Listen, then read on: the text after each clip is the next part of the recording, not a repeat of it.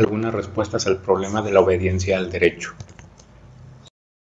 Las respuestas filosóficas no son absolutas, por lo tanto, las que se presentan aquí a las preguntas planteadas en la clase previa no deben ser consideradas como unívocas, sino como los esfuerzos y las posiciones particulares, a veces cercanas, a veces distantes, que sugieren distintos doctrinarios. En lo sucesivo, se resumirán algunas de estas respuestas al singular y al apasionante problema de la obediencia al derecho. Cabe mencionar que las posturas teóricas que se ofrecen obviamente no son todas las que la literatura en materia contempla, pues solo se han elegido las que nos han parecido más ad hoc para ofrecer un panorama que suscite el interés de quienes se inician en estos temas. Deber u obligación de obediencia al derecho. Antes de continuar es necesario hacer una última precisión en torno a dos términos que hasta aquí hemos usado indistintamente: deber y obligación. Jorge Francisco Malenseña ha dicho que para establecer cuál es la actitud que se deben guardar los ciudadanos respecto a las normas estatales, se suelen utilizar normalmente los términos deber y obligación como si fueran sinónimos, y por lo general no habría mayor inconveniente en entender qué quiere decir quien nos pregunta si tiene la obligación o el deber de obedecer la ley. Pero el uso indiscriminado de deber y obligación, tanto en lenguaje ordinario como en el moral, pueden ser fuente de no pocas confusiones. En efecto, la confusión suele existir, y esta se hace extensiva al derecho positivo cuando se usan sin reparos los términos de deber y obligación como si fueran sinónimos sin serlo. En materia de obediencia al derecho, esta distinción es oportuna y, por cierto, muy similar en razones a las que se hacen en el ámbito del derecho civil, más puntualmente, en el llamado derecho de las obligaciones, entre la obligación como un tipo específico de deber jurídico, stricto sensu, y el deber jurídico, lato sensu. Es el caso que en la obligación se dan contraprestaciones recíprocas específicas y existe una correlación que suele surgir de manifestaciones de la voluntad, que conducen a una vinculación jurídica precisa entre el acreedor y el deudor. En cambio, el deber jurídico, lato sensu, surge en aquellas situaciones en las que alguien no está, con respecto a los demás, en una situación jurídica correlativa, como un vendedor con un comprador y viceversa, sino en el opuesto jurídico, según han evidenciado autores como Hoffel y Gutiérrez y González. Podemos decir, de modo más concreto y en relación con el tema de la obediencia al derecho, que son características de las obligaciones las siguientes. 1. Nacen de actos voluntarios. 2. Requieren de acciones individuales para crearlas. 3. Son interpersonales. 4. Se dan entre sujetos bien determinados. 5. Su contenido está perfectamente individualizado. 6. Son correlativas, esto es, existe una perfecta reciprocidad entre el derecho-deber y deber-derecho. En términos éticos, las promesas serían un típico ejemplo de obligaciones morales. Pueden anotarse como características de los deberes su independencia de cualquier acto voluntario que los pudiera originar, el deber de respetar a los demás seres humanos, sus propiedades y posesiones, etc., que son asumidos con independencia de su contenido, pues suelen nacer de la posición, la función, el oficio o papel que una persona desempeñe, como los deberes de los hijos respecto de sus padres. Cabe hacer notar que la palabra deber se aplica singularmente a las prescripciones, las enseñanzas, las indicaciones o los consejos respecto de la conducta que debe asumir una persona, como por ejemplo en expresiones del tipo: debes respetar a las personas mayores, debes ponerte a dieta, debes estudiar, etc. Esta distinción es importante porque nos permitirá utilizar el término obligación para aquellos deberes asumidos de forma voluntaria por el actor o actores, con lo cual esta expresión parece tener un sentido moral más fuerte que el de los deberes asignables a las personas, deberes que se originan simplemente del rol o posición que dichos autores desempeñan. El deber posee una carga moral menos fuerte respecto al concepto de obligación. La obligación es, en suma, un deber asumido voluntariamente y, por consecuencia, con una carga moral mayor. Vinculando estos términos con el problema de la obediencia al derecho, se entenderá mejor la utilidad de su precisión. Un ciudadano común jamás ha sido consultado respecto del país y la nacionalidad que se le asigna, y por lo tanto, de las leyes que rigen y a las que están sometidos múltiples aspectos de su conducta. Parecería más prudente referirse a la relación que ese ciudadano guarda con respecto a la ley o a las autoridades gubernamentales como un deber de obediencia. Si recurrimos a Thoreau, de nueva cuenta, recordaremos que ésta reconoce una única obligación, la del individuo con su conciencia, y en los demás casos, respecto de sus vecinos, gobierno y ley de su estado y país. Thoreau considera tener solo un deber, que de llegar a enfrentarse con la obligación moral de obedecer los dictados de su conciencia, no dudaría en la necesidad moral de desobedecer la ley o el acto gubernamental controvertido. Ahora trataremos tres posiciones distintas respecto del cuestionamiento relativo a la posible existencia de una obligación o doble moral de obedecer al derecho. Dichas posiciones van desde la más extrema, que no solo responde de forma negativa a tal cuestionamiento, sino que afirma la existencia de un fundamento ético absoluto para su desobediencia. Tesis de Gonzalo Vicent. Después analizaremos una posición intermedia que acepta un deber prima facie de obediencia al derecho. Tesis de Norbert Hörster. Para concluir con la respuesta afirmativa sobre la posibilidad de aceptar una obligación moral de obedecer al derecho justo. Tesis de Eusebio Fernández. El fundamento ético absoluto para desobedecer al derecho. González Vicent. Felipe González Vicent ha establecido que la obligatoriedad ética no se encuentra en los órdenes sociales, sino en la autonomía de la individualidad moral, es decir, en los imperativos de la conciencia. En tal virtud, si un derecho entra en colisión con la exigencia absoluta de la obligación moral, este derecho carece de vinculatoriedad y debe ser desobedecido. O dicho en otras palabras, mientras no hay fundamento ético para la obediencia al derecho, sí hay un fundamento ético absoluto para su desobediencia.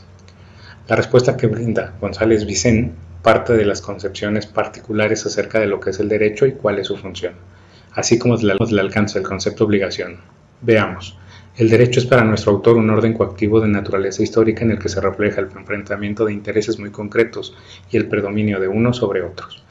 Además, por ser el derecho un orden heterónomo no puede crear verdaderas obligaciones, toda vez que en un sentido riguroso no cabe hablar de tales cuando se trata absolutas y no de alternativas de comportamiento. De tal guisa, exclusivamente cuando nos referimos a los imperativos de la conciencia ética individual podemos hablar efectivamente de una obligación.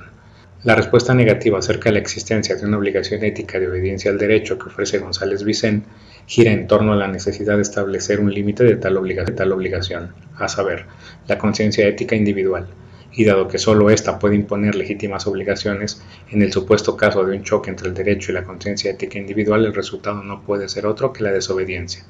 La obligatoriedad ética, dice González Vicent, no se encuentra en los órdenes sociales, sino solo en la autonomía de la individualidad moral, es decir, en los imperativos de la conciencia. Sin embargo, de la tesis del filósofo español en cuanto a la no existencia de una obligación ética de cumplir el derecho, no se debe necesariamente inferir que no haya por qué no obedecer al derecho, o que la desobediencia ética sea un sinónimo de anarquía. En efecto, en torno a lo anterior, Vicent puntualiza: el derecho como ordenamiento de conducta crea ya de por sí toda una serie de valores, que son otras tantas razones para su cumplimiento. Una de estas razones es que el derecho hace posible la certeza de las relaciones humanas de la convivencia, como lo es también que por el derecho posee un ámbito de acción personal definida y protegida eficazmente, como lo es, en fin, el llamado principio de fairness, tan en boga en el pensamiento jurídico anglosajón a partir de Rawls. Si gozamos de las ventajas de una sociedad organizada, debemos también cumplir sus exigencias. Si el cumplimiento de las normas jurídicas por parte de los demás me hace posible el disfrute de sus derechos, es un imperativo del fair play que yo también cumpla las normas que hacen posible el disfrute de sus derechos a los demás. Al derecho hay que obedecerlo por estas razones, pero lo que ninguna de ellas nos dice es que haya ningún fundamento ético para la obediencia al derecho. El deber prima facie de obediencia al derecho. Hörster. Norbert Hörster afirma que existe un deber moral general de obediencia al derecho, y que éste posee un carácter prima facie. Para demostrar su posición, este autor parte de dos preguntas y dos argumentos. Las preguntas son: ¿existe para el ciudadano un deber moral de obediencia al derecho? ¿Tiene, bajo ciertas circunstancias, un derecho a la desobediencia civil o a la resistencia? A su vez, los argumentos serían referidos ya a las consecuencias reales o ya a las consecuencias hipotéticas que respectivamente traería consigo una desobediencia o violación al derecho. En torno al primer argumento, el de las consecuencias reales, Hörster señala que toda teoría moral más o menos aceptable mantiene el principio de que resulta falso realizar una acción que vaya acompañada de consecuencias malas o negativas, en el sentido de que lesiona intereses humanos fundamentales. Este fue precisamente el argumento usado por Sócrates para no desobedecer la sentencia que lo condenó injustamente a muerte. Sócrates funda su deber moral de obediencia al derecho, según Hörster, en que una conducta contraria conduce a la destrucción del Estado y del orden jurídico, al caos y a la anarquía, argumento que para Hörster resulta inaceptable. ¿Por qué? El profesor de la Universidad de Maguncia anota: hasta el día de hoy, este argumento sigue jugando un papel en las posiciones habituales con respecto a nuestro problema. Sin embargo, en todo caso, tal como es formulado, no es convincente, pues una violación aislada del derecho y de su justificación moral es de lo que se trata. es por lo general totalmente inadecuada para provocar el derrumbe del orden jurídico. Parece claro, recurriendo a los casos ejemplificativos usados por Hörster, que el hecho de que alguien viaje sin pagar el boleto, ocupe ilícitamente una casa o hasta lleve a cabo un homicidio, carece de toda importancia como razón casual suficiente para la conservación del Estado y de su orden jurídico. En consecuencia, para el caso normal de la violación del derecho, sigue siendo verdad que una referencia a sus consecuencias del orden jurídico en modo alguno es adecuado para demostrar su reciprocidad moral. De acuerdo con el primer argumento, un acto aislado de desobediencia al derecho por sus consecuencias reales no está moralmente descalificado. Mas, ¿qué hay del segundo argumento respecto de las consecuencias hipotéticas de una violación a la ley? Hörster señala que aquí lo que se pondera son las malas consecuencias que se producirían si cada ciudadano o muchos violasen regularmente el derecho. A diferencia del argumento de las consecuencias hipotéticas, este argumento no apunta a las consecuencias reales de la acción individual que hay que juzgar, es decir, las consecuencias de la violación individual del derecho. Apunta, más bien, a una meramente hipotética realización general o muy difundida de la acción respectiva, en el sentido de que, si fuera realidad, tendría las respectivas malas consecuencias. Así las cosas, para Hörster, el primer argumento, consecuencias reales, posee una premisa normativa convincente. Una acción que tiene malas consecuencias es mala. Pero una premisa descriptiva normalmente falsa, en la realidad una violación aislada al derecho no tiene consecuencias caóticas. En cambio, en el segundo argumento, consecuencias hipotéticas, sucede precisamente lo inverso. Este posee una premisa descriptivamente correcta. La violación generalizada de la ley tendría consecuencias caóticas, pero una dudosa premisa normativa, una acción cuya realización generalizada tuviese consecuencias caóticas, moralmente mala. Es decir, del hecho de que una acción al generalizarse resulte caótica no significa necesariamente que sea mala. Piénsese en el caso de un objetor de conciencia a una ley que prohíbe el aborto a las mujeres que así lo decidan libremente. ¿Descalifica moralmente la posición de esa persona que considera prioritaria la autonomía de la mujer el que dicha acción se generalice? En sí misma considerada esa posición, sin hacer extensivas sus consecuencias a una violación masiva, ¿es necesariamente inmoral? La obligación moral de obediencia al derecho justo, Eusebio Fernández. En su libro La obediencia al derecho, Eusebio Fernández busca responder a las siguientes preguntas. ¿Existe algo parecido a una obligación moral de obedecer al derecho? Y si tal obligación existiese, ¿en qué circunstancias se daría? Fernández responde afirmativamente. Hay una obligación moral de obedecer al derecho justo y a las disposiciones jurídicas justas, derivada de la obligación moral más general que tienen los hombres de ser justos. Se entenderá que un sistema jurídico es suficientemente justo cuando ha sido elaborado contractualmente y además reconoce, respeta y garantiza el ejercicio de los derechos humanos fundamentales. Cabe precisar que Eusebio Fernández hace referencia a una obligación moral derivada o indirecta, y por lo tanto distinta de una obligación moral en sentido fuerte, que sería la que tiene como origen la autonomía de los individuos, moral crítica.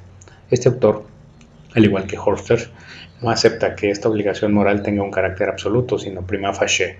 Ahora bien, esta obligación moral de obedecer al derecho justo está originada en la obligación moral general que tenemos, de ser justos y en el mismo plano que otras obligaciones morales derivadas, ya que, continúa diciendo Eusebio Fernández, la obligación moral es uno de los motivos para obedecer al derecho. Hay obligación moral porque hay razones morales para obedecerlo, y que el reconocimiento de esa obligación es una prueba del reconocimiento social que un sistema jurídico existe.